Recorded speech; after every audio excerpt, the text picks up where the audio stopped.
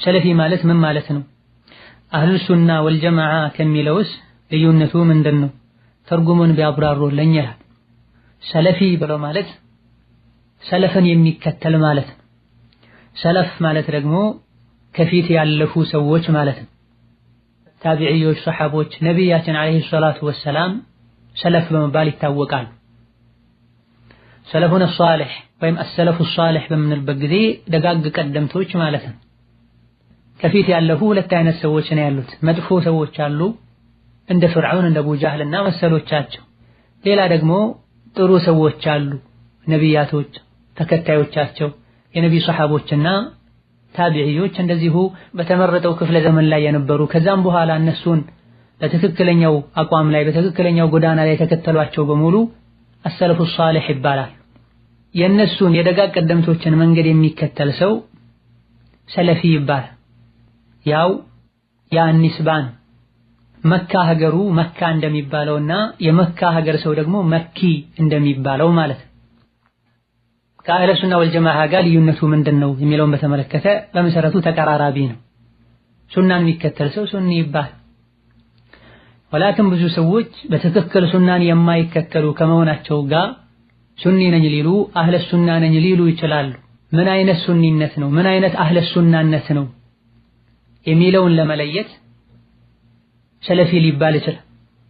የተለያዩ የጥመት ጎዳና ላይ ያሉ ሰዎች ራሳቸውን ነህኑ አህሉ ሱነቲ ወልጀማዓቲ ሲሉ ይታያል። በዘመናችን ያሉ የፊትና ግሩፖች አህባሾች ሁሉ ሳይቀሩ ነህኑ አህሉ ሱነቲ ወልጀማዓቲ ብለው በቅንፍስ ደግሞ አልአህባሽ ብለው መግለጫ የወጡበት ሁኔታ አለ።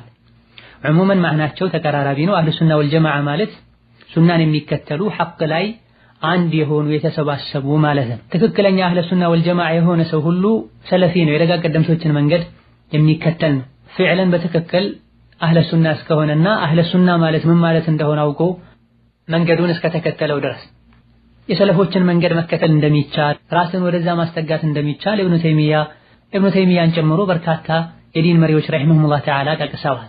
ኢማሙ ዘሀቢ ረሂመሁላህ ተዓላ ታዋቂው የሲራ ክታባቸው ላይ ስለ አንዳንድ ሰዎች ታሪክ እየተናገሩ ሲያወድሱት ካነ ዛሂደን ዓቢደን ተቂየን ሰለፊየን ያሉበት ሁኔታ አለ። ነቢያችንም አለይሂ ሰላቱ ወሰላም ለልጃቸው ፋጢማ ኒዕመ ሰለፉ አና ለኪ ብለዋል፣ ሶሒህ ሙስሊም ላይ ባለው ሐዲስ መሰረት። ሌላኛው ጥያቄ ኒቃብ መልበስ ግዴታ የሚሆነው ከስንት ዓመት ዕድሜ በላይ ነው የሚል ጥያቄ ነው። ኒቃብን ማድረግ ዋጅብና ግዴታ የሚሆነው የትኛውም እስላማዊ ግዴታ አንድ ግለሰብ ላይ ዋጅብ የሚሆንበት ግዴታ የሚሆንበት ዕድሜ ላይ ነው። ወላኪን ከዛ በፊት አንዲት ሴት ሰውነቷ ካደገና ሰዎች ሲያዩት ትልልቅ ሴቶችን ሲያዩ የሚሰማቸው አይነት ስሜት የሚሰማቸው ከሆነ ኢዛ ካነት ቱሽተሃ ወንዶች የሚያስቧት ከሆነ አይን ውስጥ የምትገባ ከሆነ እስላማዊ ሒጃብ ማድረግ ግዴታ ይሆንባታል። በእድሜ ይሄን ያክል ብሎ መገደብ ይከብዳል። አላሁመ ኢላ ለአካለ መጠን የመድረስ ምልክት የሆነው 15 ዓመት ካልሆነ በስተቀር ማለት ነው። የግድ በ15 ዓመት አይገደብም። አንዳንዴ በ12 ዓመት ለአካለ መጠን ሊደርሱ ይችላሉ። በ10 እና በ9 ዓመትም ለአካለ መጠን ሊደርሱ ይችላሉ። እናታችን አይሻ ረዲየላሁ ዐንሃ አንዲት ህፃን 9 ዓመት ሲሞላት ሴት ትባላለች አው ከማ ቃለት ያለችበት ሁኔታ አለ። እዘን የሚወጅበው ሶላት ሲወጅብባት፣ ሐጅ ሲወጅብባት፣ ዘካ ሲወጅብባት ሙከለፋ ስትሆን ወላኪን ከዛም በፊት ስትታይ አይን ውስጥ የምትገባና ሌሎች ሴቶች ላይ የሚታዩ ነገሮች ሰውነቷ ላይ ከታዩ ግዴታ ይሆንባት።